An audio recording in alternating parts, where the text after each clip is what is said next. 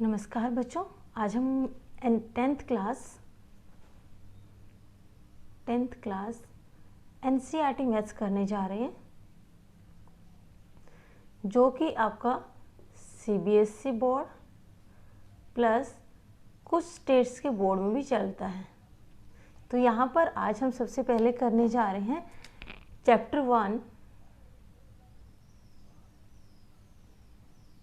1 की एक्सरसाइज है 1.1 और चैप्टर 1 का जो नाम है वो है वास्तविक संख्याएं। वास्तविक संख्याएं। तो बेटा क्वेश्चंस पर डायरेक्ट जाने से पहले हम कुछ इसका बेसिक समझ लेते हैं कि वास्तविक संख्याएं होती क्या हैं। तो सबसे पहले हम संख्याओं के बारे में जानेंगे। जो संख्याएं हैं वो आपकी दो तरह की होती हैं। एक होती है वास्तविक संख्याएं,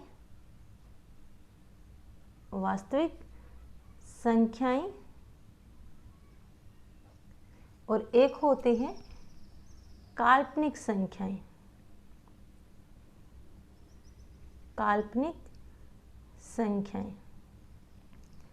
तो जो काल्पनिक संख्याएं हैं इसको हम 11th क्लास में पढ़ेंगे।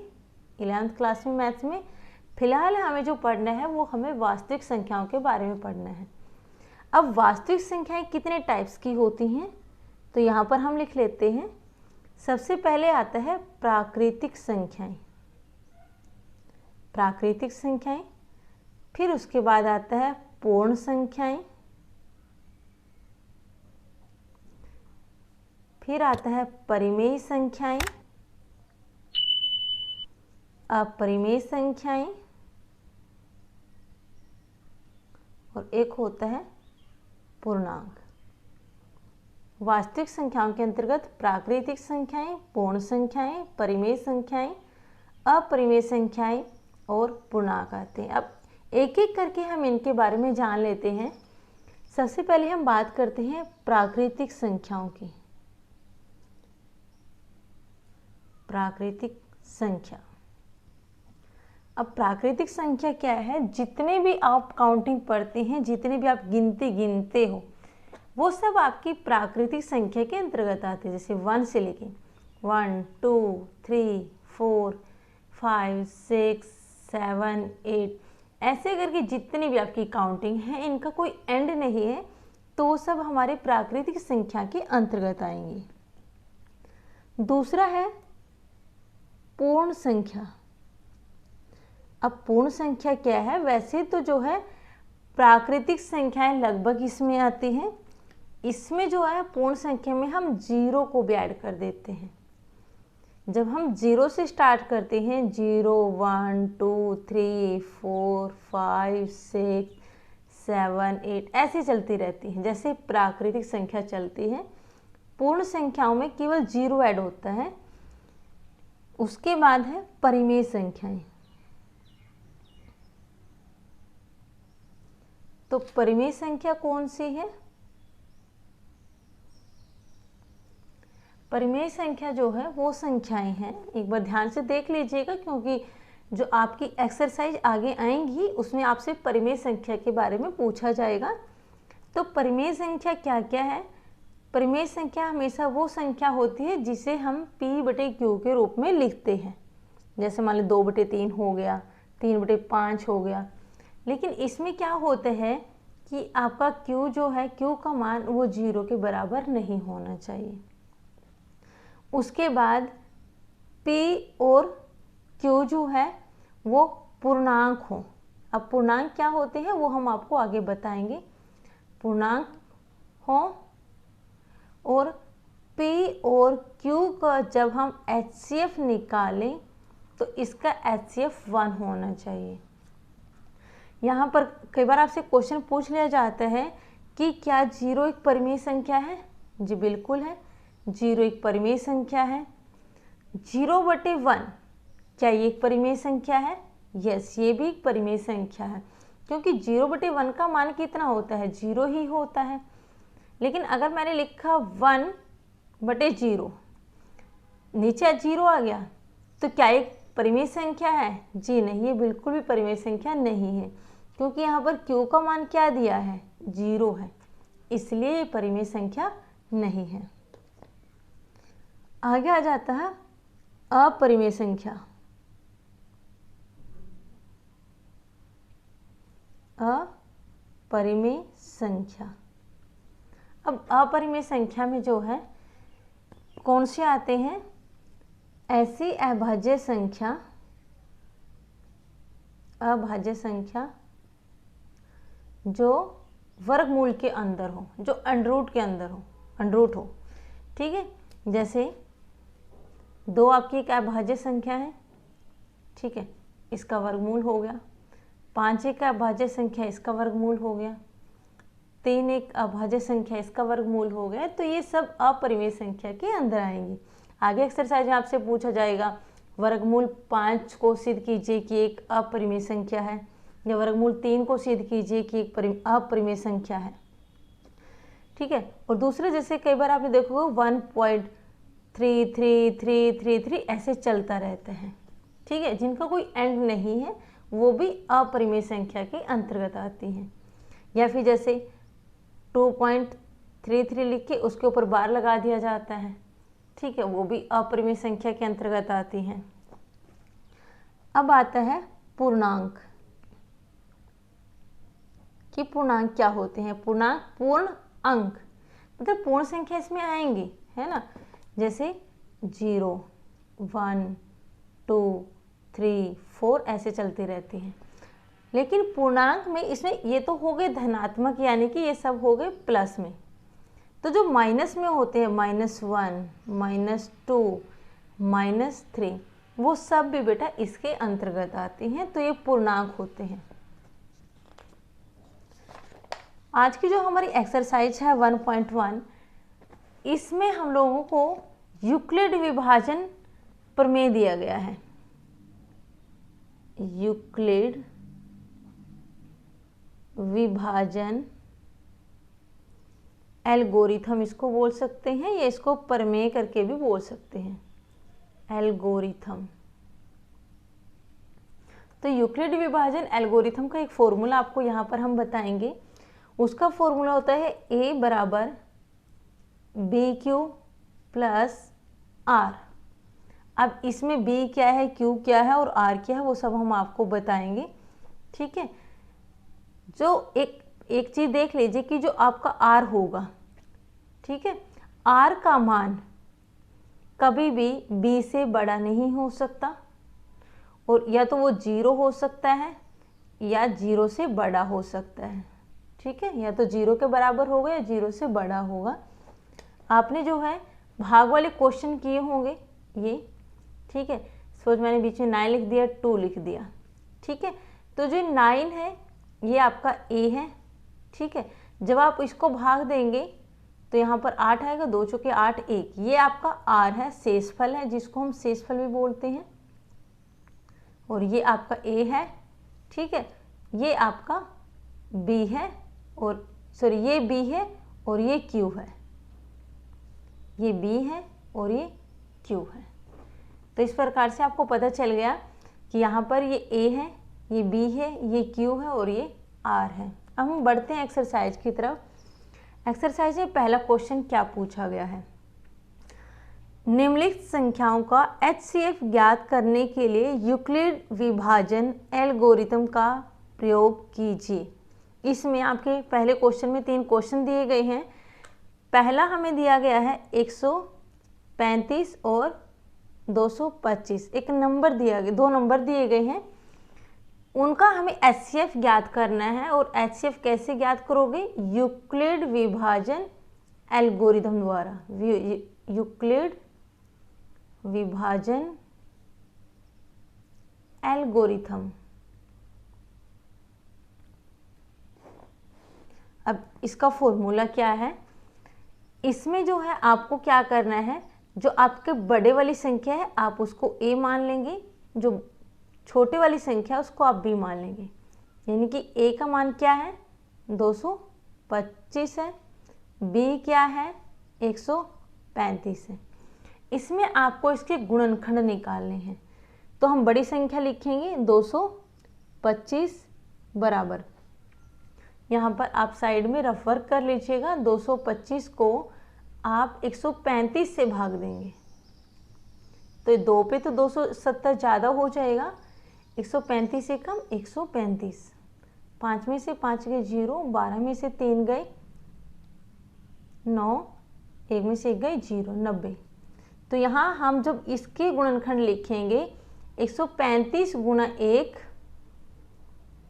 135 गुना 1 प्लस शेषफल आ जाएगा 90, बी क्यू प्लस आर।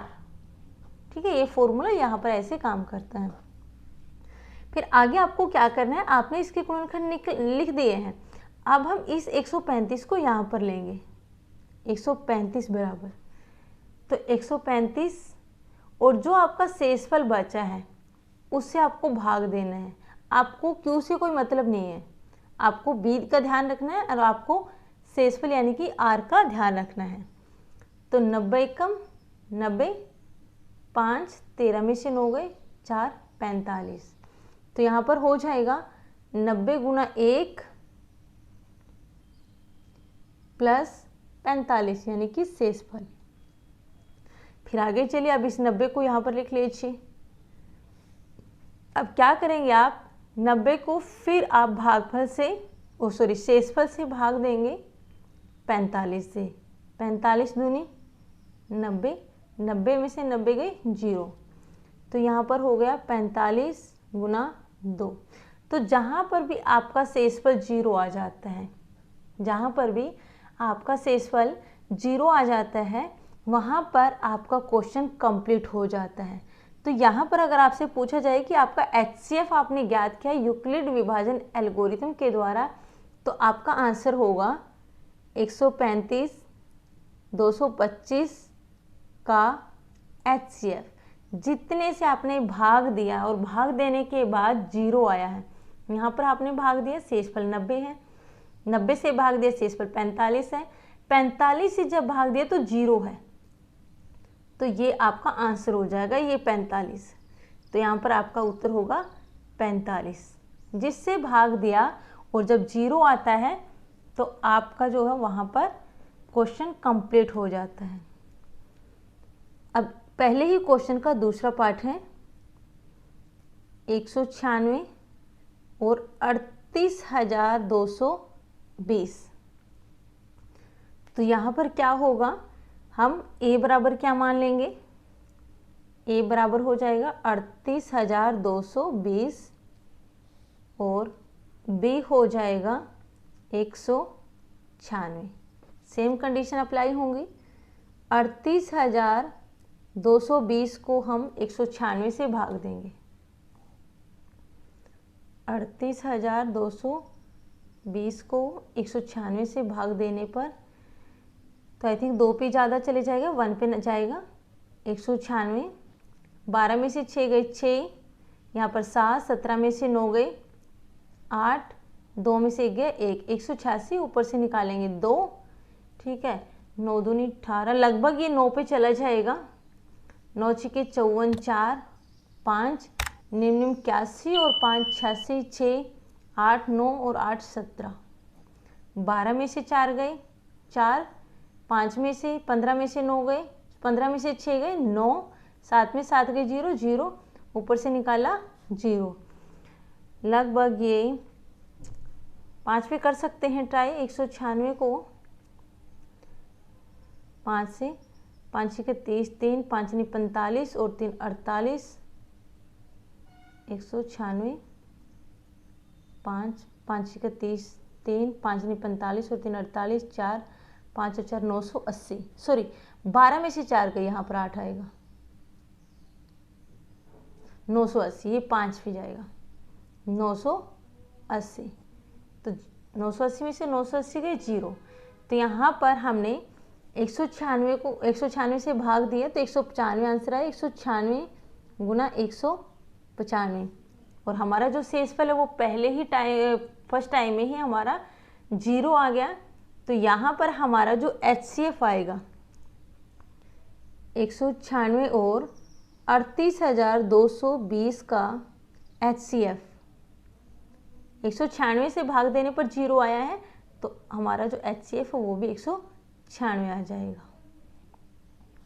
अब जो क्वेश्चन नंबर 3 है, क्वेश्चन नंबर 3 को 867 और 255 दिया है।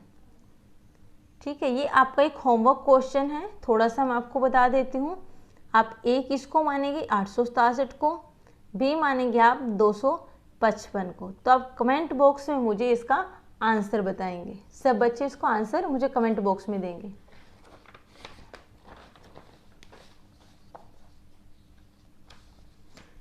अब नेक्स्ट क्वेश्चन है, दूसरा प्रश्न हम पढ़ते हैं।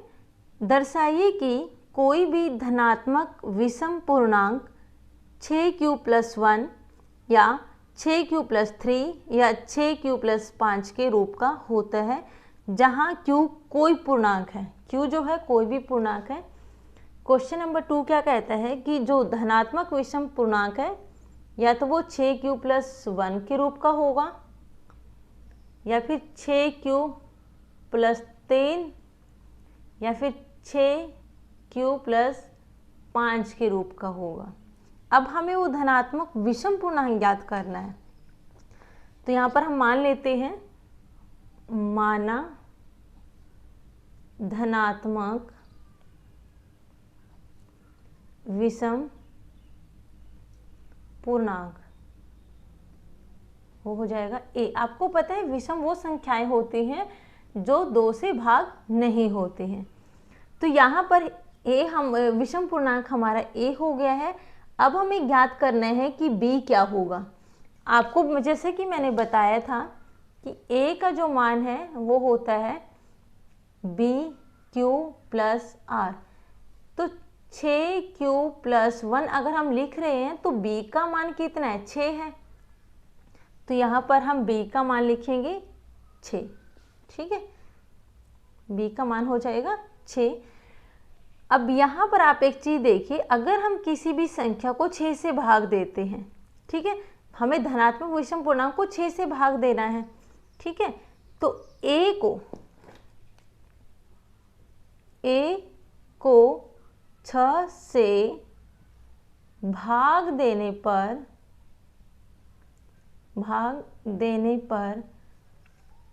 0, 1, 2, 3, 4, 5 शेषफल प्राप्त होता है। आपको पता है कि जब हम किसी संख्या को 6 से भाग देते हैं, हमें कभी भी 6 से बड़ा शेषफल प्राप्त नहीं होगा, ना कि 6 प्राप्त होगा।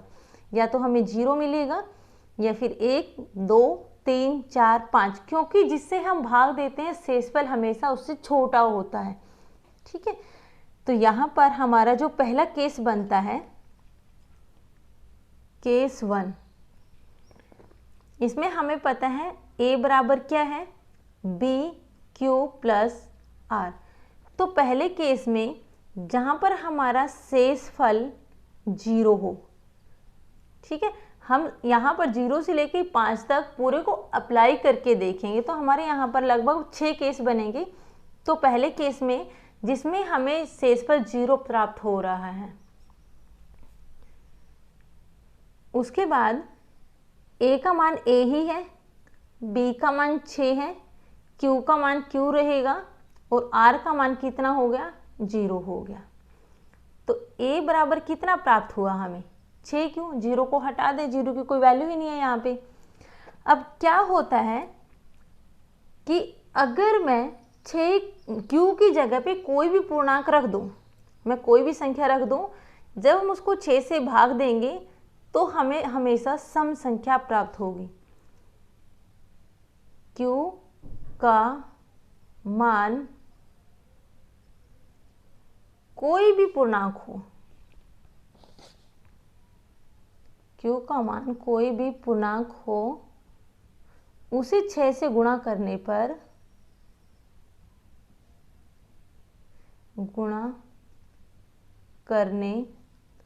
पर सम संख्या प्राप्त होती है। प्राप्त होती है। कैसे? जैसे मैं आपको एक एग्जांपल दे देती हूँ। मैंने Q की जगह पे रखा 3 तो मुझे मिला 18, तो ये सम संख्या है। 6 गुना मैंने रखा Q की जगह पे 6 तो 36, ये भी एक सम संख्या है। 6 गुना इसकी जगह पे रखे मैंने 9, 6 में 54, ये भी एक सम संख्या है। तो Q का मान कोई भी विषम संख्या हो या सम संख्या हो, हमेशा उसका मान हमें सम संख्या में प्राप्त होगा। तो हम ऐसा लिख सकते हैं 6Q एक क्या है? सम संख्या है। 6Q एक सम संख्या हो गई। उसके बाद केस 2। केस 2 में जहाँ पर हमारा जो शेषफल है वो कितना है?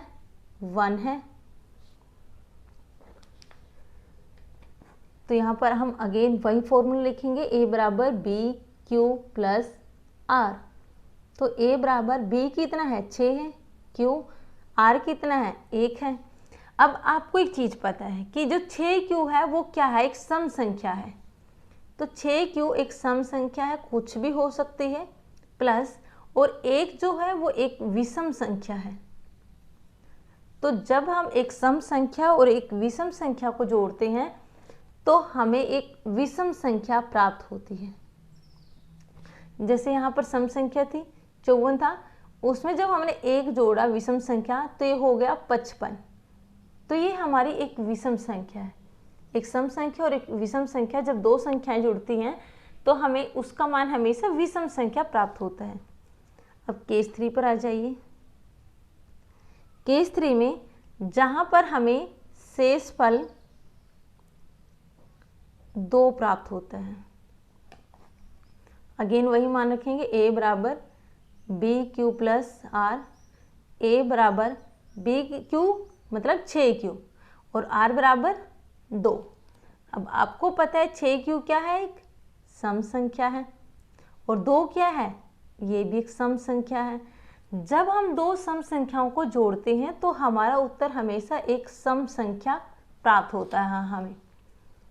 ठीक है, ऐसे ही आपको केस 4 कर लेना है, जहाँ पर हमारा शेषफल जो है 3 है।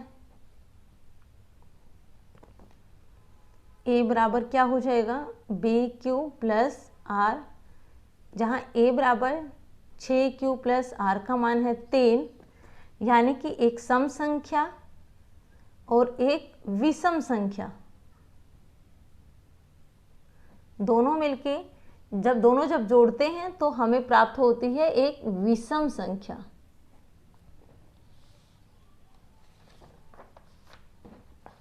केस नंबर, ये हमारा केस नंबर 4 था, सॉरी। आगे आता है केस नंबर 5, जिसमें हमारा जो शेषफल है वो है 4। A बराबर कितना होगा? B Q plus R. A बराबर हो जाएगा 6Q प्लस R का मान 4। आपको पता है 6Q एक सम संख्या है और 4 जो है वो भी एक सम संख्या है। तो दोनों मिलके क्या बनाएंगे? दोनों मिलके सम संख्या बनाएंगे। केस 6, जहाँ पर हमें शेषफल 5 प्राप्त होता है। A बराबर बी क्यू प्लस 5, A बराबर 6Q प्लस 5, यानी कि सम प्लस विषम, दोनों मिलके क्या हो जाएंगी? विषम। अब आप यहाँ पर एक चीज़ देखेंगे, जहाँ पर शेषफल विषम संख्या थी वहाँ पर हमें उत्तर भी विषम संख्या में मिला है। जहाँ पर शेषफल सम संख्या थी वहाँ पर हमें उत्तर भी सम संख्या में मिला है। आप पीछे भी देख सकते हैं, एक विषम संख्या है, उत्तर भी विषम है। 2 सम संख्या है, उत्तर भी सम है। और 3 विषम संख्या है और उत्तर भी विषम संख्या है। तो यहाँ पर आपको जो क्वेश्चन में दिया गया है आप एज इट इज उसको लिख दीजिए। अतः आप इसको समीकरण का नाम भी दे सकते हैं। ये हो जाएगी हमारी समीकरण 1, समीकरण 2, समीकरण 3, समीकरण 4, समीकरण 5, समीकरण 6। अतः समीकरण 1, 2, 3, 4, चाहे तो आप साफ सबका नाम लिख सकते हैं, 5 तथा 6 से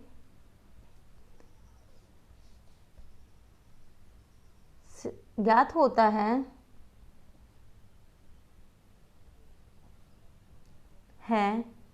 कि कोई भी धनात्मक विषम पूर्णांक, जो क्वेश्चन में दिया है वो आपको एज इट इज लिख देना है, 6q+1, 6q+3, 6q+5 के रूप का होता है। क्वेश्चन में लाइन दी है, आप इसको एज इट इज लिख देंगे। चलते हैं नेक्स्ट क्वेश्चन पे। Question number 3। क्वेश्चन नंबर 3 कहता है किसी परेड में 616 सदस्यों वाली एक सेना आर्मी की टुकड़ी को 32 सदस्यों वाले एक आर्मी बैंड के पीछे मार्च करना है। दोनों समूहों को समान संख्या वाले स्तंभों में मार्च करना है। उन स्तंभों की अधिकतम संख्या क्या है जिसमें वे मार्च कर सकते हैं। तो इसमें भी हमें HCF निकालना है। तो यहाँ पर हमें दो संख्याएं दी गई हैं, एक है 616 और दूसरी है 32। 616 को हम A मान लेते हैं और इसको हम B मान लेते हैं। तो हम लिखेंगे A बराबर 616, B बराबर हो जाएगा 32। तो वही फॉर्मूला हम लोग जो चैप्टर 1 में, क्वेश्चन नंबर 1 में किया था। 616 बराबर आप क्या करेंगे, दोबारा 616 को 32 से भाग देंगे। 616 को 32 से भाग देंगे, 2 से ज़्यादा हो जाएगा, 32 से कम 32, 11 में से 2 गए 9, 5 में से 3 गए 2 और 6, ये लगभग जाएगा 8 दूनी 16, 8 से 24, 1 25, 9 30 23, 9 पे चला जाएगा, 9 दूनी 18, 1 9 30 23 और 1 28, 16 में से 8 गए 8, 8 में से 8 गए 0 0।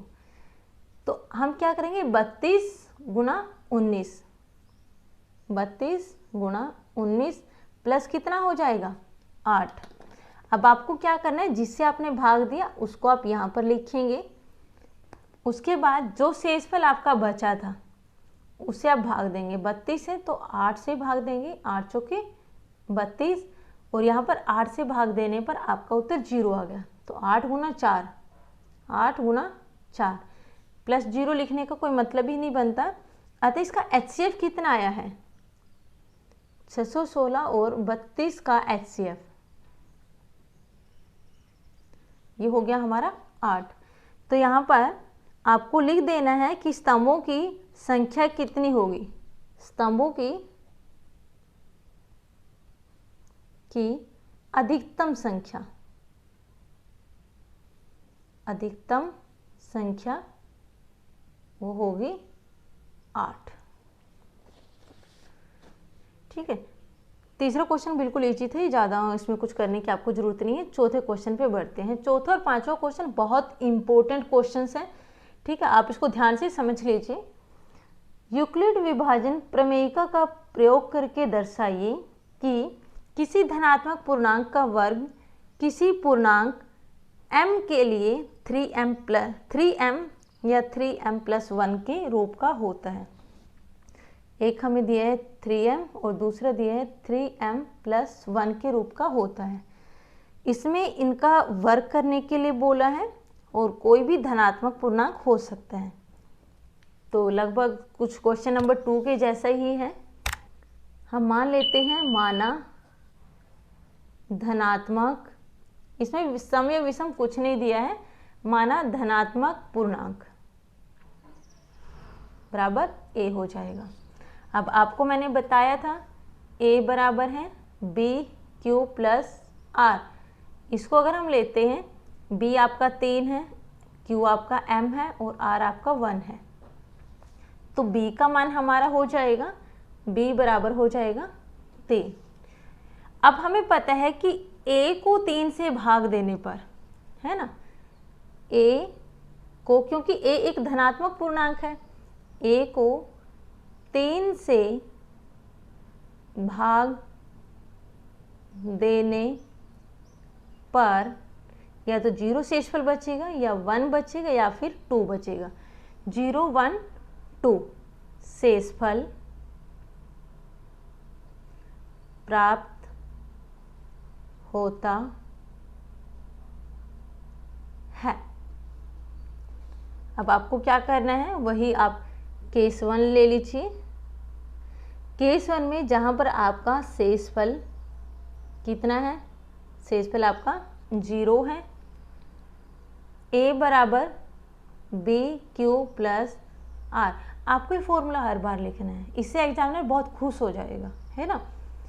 तो a बराबर बी क्यू प्लस आर है, a का मान a है, b का मान हम लोगों ने 3 रखा है, q आपका एक m है, प्लस r आपका 0 है।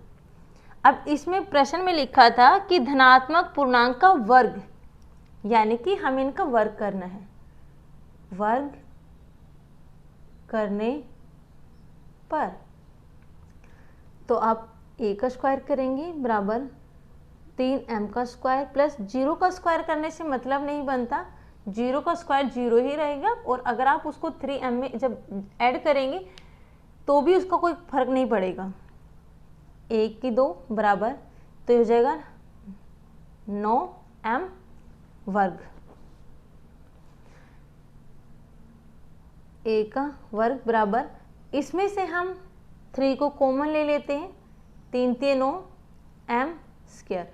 अब आप कॉमन कैसे लेते हैं, देखो आपको जो जैसे 9 दिया है, जो भी आप आगे लेते हैं उससे उसको भाग दे देंगे। जैसे मैंने 3 को लिया है और जब मैंने इसको 3 से भाग दिया तो अंदर 3 बच गया, 3 से 9 को 3 से भाग देने पर 3 बचता है, तो इसीलिए 3 बाहर हो गया और दूसरा 3 अंदर हो गया, 3m वर्ग। अब इसमें क्या है कि जो 3m वर्ग है, 3m वर्ग बराबर m रखने पर, यानी कि हमने 3m वर्ग की जगह पे m रख दिया, रखने पर जब हमने इसकी जगह पे m रखा, इसको हटा दिया तो इसकी जगह पे m रखा, तो ये हो गया 3m। दूसरा केस क्या कहता है,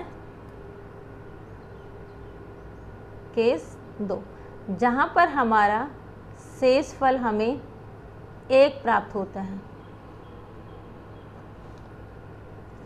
a बराबर B Q plus R, a बराबर बी क्यू है 3m प्लस r की जगह पे 1 हो जाएगा।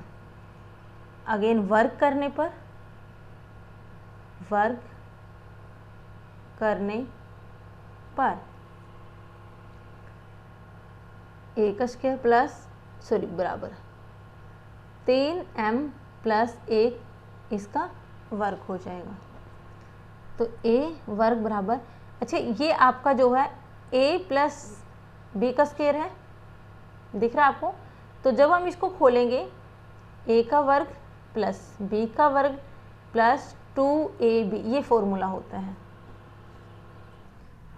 तो यहाँ पर a ये है, b ये है, 3m का वर्ग प्लस 1 का वर्ग प्लस 2 गुणा a क्या है आपका 3m गुणा 1, 1 का वर्ग बराबर हो जाएगा 3 3 9 m का वर्ग प्लस 1 का वर्ग हमेशा 1 रहेगा प्लस 2 3 6 6 कम 6, यहाँ पर 6m आ जाएगा।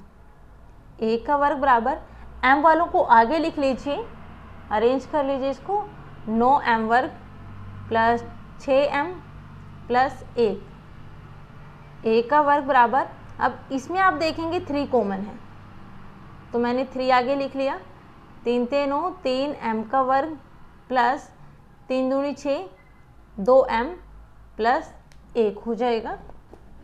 तो यहाँ पर जो ये अंदर का दिया है 3m वर्ग प्लस 2m बराबर m रखने पर आपको इसकी जगह पे m रख देना है। तो a बराबर कितना हो जाएगा, a वर्ग 3, इसकी जगह पे m प्लस 1। वैसे तो हमारा जो प्रश्न है इतने करने से ही सिद्ध हो रहा है, हमें क्या सिद्ध करना था, 3m और 3m प्लस 1। ठीक है, आप चाहें तो शेषफल 2 रख के भी आप इसको याद कर सकते हैं। एक बार रख लेते हैं।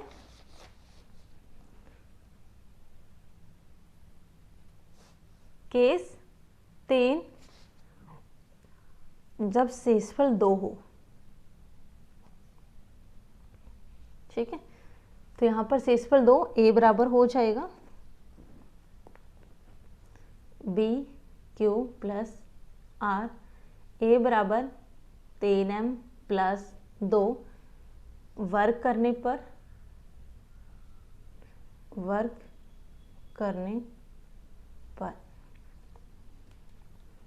a बराबर 3m प्लस 2 का वर्ग और 1 का वर्ग।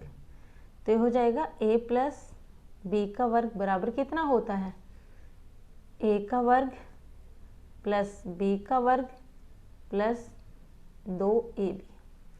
जब हम इसको खोलेंगे, a का वर्ग बराबर 3m का वर्ग प्लस 2 का वर्ग प्लस 2 गुणा 3m गुणा 2। a का वर्ग बराबर 3 तिये 9m का वर्ग, 2 दूनी 4, 3 दूनी 6, 6 दूनी 12, 12m। a का वर्ग बराबर, तो आप इसको अरेंज कर लीजिए, 9m का वर्ग, पहले m वाले आ जाएंगे 12m प्लस, अच्छा इस 4 को आप जो है 3 + 1 भी लिख सकते हैं, नहीं लिख सकते, 3 + 1 भी तो 4 होता है आपका। तो a का वर्ग बराबर, इतने में से आप 3 कॉमन ले लीजिए, 3m का वर्ग प्लस 3 चौके 12m प्लस 3 एकम 3 प्लस 1। इसकी जगह पे आप क्या करेंगे, इसका मान m रखने पर आप इसको साइड में लिख दीजिएगा, 3m वर्ग प्लस 4m प्लस 1 बराबर m रखने पर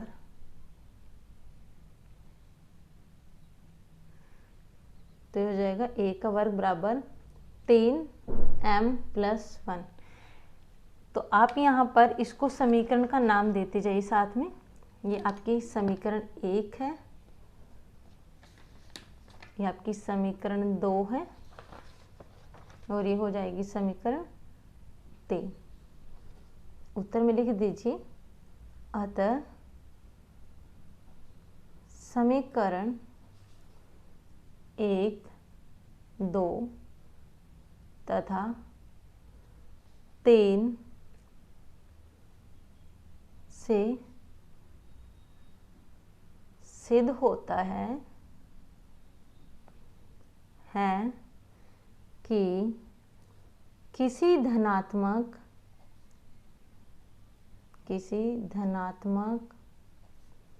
पूर्णांक का वर्ग किसी पूर्णांक m के लिए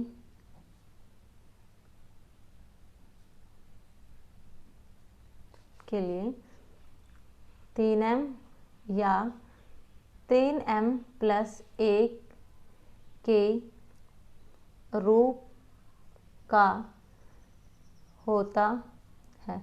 इस क्वेश्चन को ना, आपको जो क्वेश्चन पूछा गया है, जो आपको सिद्ध करने के लिए बोला गया है, तो आपको वो लाइन लिख कर भी आनी है कि आपने इसको कैसे सिद्ध किया है। ठीक है, समीकरण 1, 2, 3 से आपने सिद्ध कर दिया है, तो इसको आप लिख कर आएंगे। आज का लास्ट क्वेश्चन है बेटा, क्वेश्चन नंबर 5। यूक्लिड विभाजन प्रमेयिका का प्रयोग करके दर्शाइए कि किसी धनात्मक पूर्णांक का घन 9m प्लस 1 या 9m प्लस 8 के रूप का होता है। 9m प्लस 1 और 9m प्लस 8 के रूप का होता है। यहाँ पर आपसे घन बोला गया है क्वेश्चन नंबर 4 में आपसे वर्ग बोला गया था, क्वेश्चन नंबर 5 में आपसे घन बोला गया था, तो लगभग सेम ही है। तो यहाँ पर सबसे पहले लिखेंगे माना धनात्मक पूर्णांक, ए मान लेते हैं। अब क्या है कि जब हम b का मान अगर हम 9 रखेंगे, b का मान अगर हमने 9 रख लिया तो आपको पता है शेषफल 0 से लेके 8 तक मिलेगा, 1 2 3 4 5 6 7 8 ये मिलेगा। तो इस केस में क्या है कि क्वेश्चन बहुत लेंदी हो जाता है। आपको पता है 9 जो है 3 बार 9 दिया है और 9 जो है वो आपका 3 से भाग हो जाता है। तो क्यों ना हम b का मान यहाँ से 9 की बजाय 3 रख लें, तो हमारा क्वेश्चन भी छोटा हो जाएगा। आप ऐसा नहीं है कि 9 की जगह पे 2 रख लें या 9 की जगह पे 5 रख लें। आपका 3 इसलिए रखा गया है क्योंकि 9 जो है वो 3 से भाग होता है। तो b का मान हम लोग 3 रख लेते हैं, सेम चीज हो जाएगी।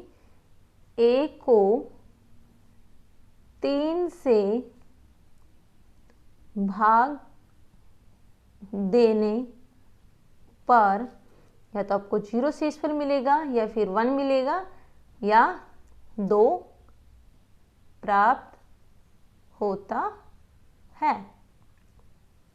ठीक है, अब सेम चीजें, सबसे पहले केस 1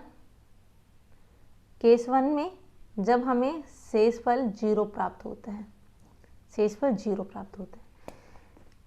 ठीक है, a बराबर क्या होता है, b Q plus r। a बराबर क्या है, b कितना है आपका 3, q की जगह पे m और r कितना है 0। उसके बाद इसने बोला घन करने पर, घन करने पर, तो जब मैंने घन किया तो 0 का मतलब नहीं है, a घन बराबर 3m घन। तो a का घन बराबर 3m का जब घन करेंगे, घन का मतलब होता है, देखो वर्ग में आप उस संख्या को उसी संख्या से गुणा करते हैं, घन में आपको उसी संख्या से गुणा करना है लेकिन 3 बार करना है, 3 गुणा 3 गुणा 3। तो ये हो जाएगा 3 3 9 9 3 27, 27m घन। अब आपको पता है जो आपको सिद्ध करना है वो 9m सिद्ध करना है। तो a का घन बराबर, इसमें से हम 9 को कॉमन ले लेते हैं, तो 9 को जब 27 को जब 9 से भाग देंगे, 9 3 27, 3m घन ऐसे आ जाएगा। तो जैसे हमने पीछे किया था 3m घन बराबर m रखने पर, तो ये हो जाएगा, इसकी जगह पे हमने रखा m, तो a घन बराबर 9m, ये हमारी समीकरण 1 हो जाती है।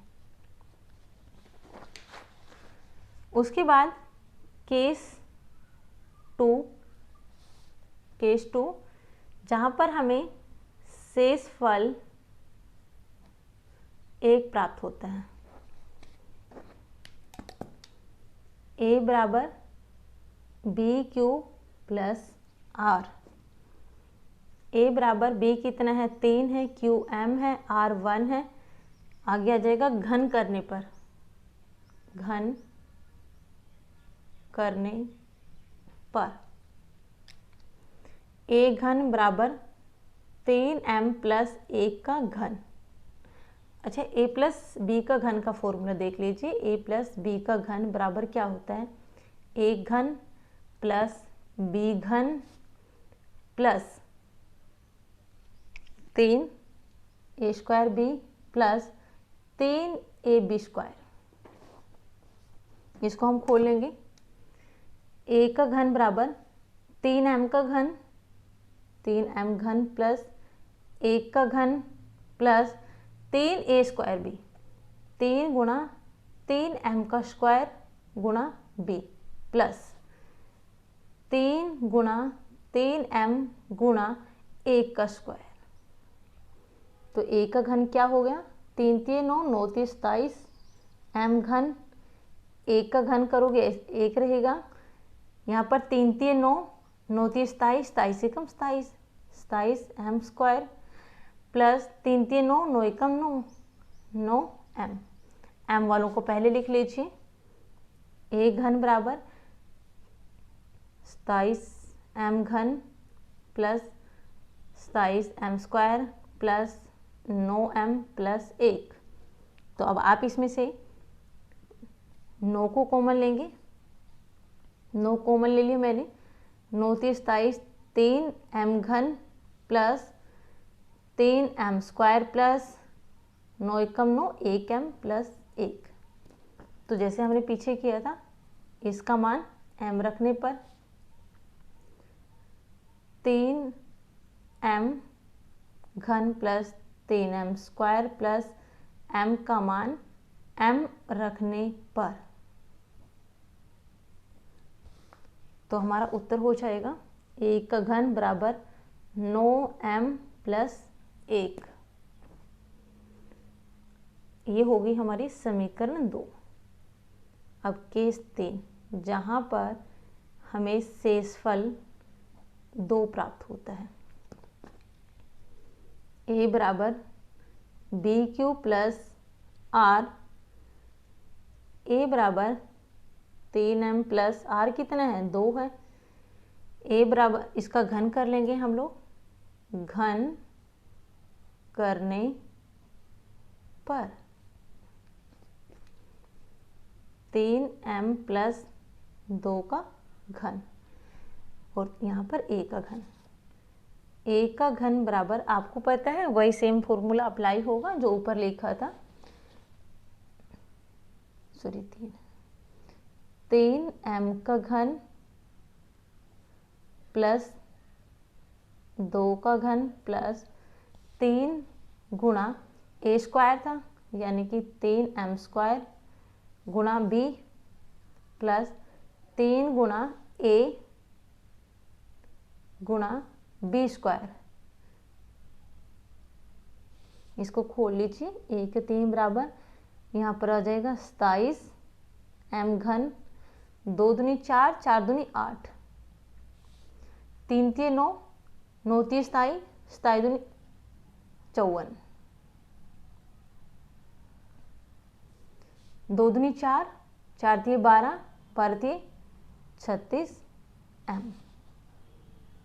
a का घन बराबर क्या होगा, अब m वालों को पहले लिख लीजिए। 27 m घन plus 54 m square plus 36 m plus 8। अब a का घन में आप क्या करोगे, 9 कॉमन ले लीजिए। 9 9 3 27, 3 m घन, 9 6 54, 6 m स्क्वायर, 9 चौके 36, 4 m प्लस 8। अब क्या आप लिखेंगे, 3 m घन plus 6 m square plus 4 m बराबर m रखने पर,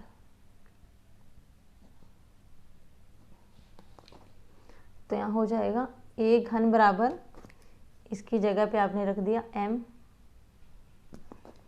तो आंसर हो जाएगा 9m प्लस 8। ये हो गई समीकरण 3। आपको ये सिद्ध करना था 9m प्लस 8, 9m प्लस 1 और 9m, तो ये 9m आ गया था हमारा। तो हम लास्ट में लिखेंगे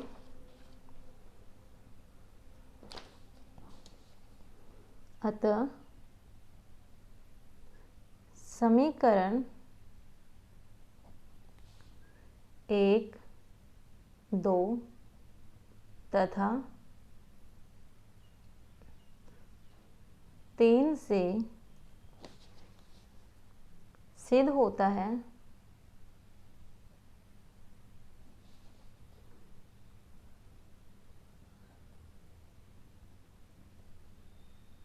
कि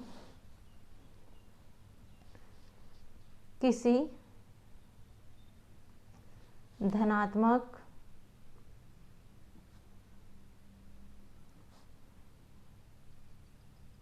पूर्णांक का घन 9m, 9m प्लस 1 या 9m+8 के रूप का होता है। तो यहाँ पर आपकी एक्सरसाइज 1.1 कंप्लीट हो जाती है। ठीक है, और आपको मैंने जो क्वेश्चन दिया था, क्वेश्चन नंबर 1 का जो तीसरा क्वेश्चन था, ठीक है, उसका आंसर आप मुझे कमेंट बॉक्स में लिखेंगे।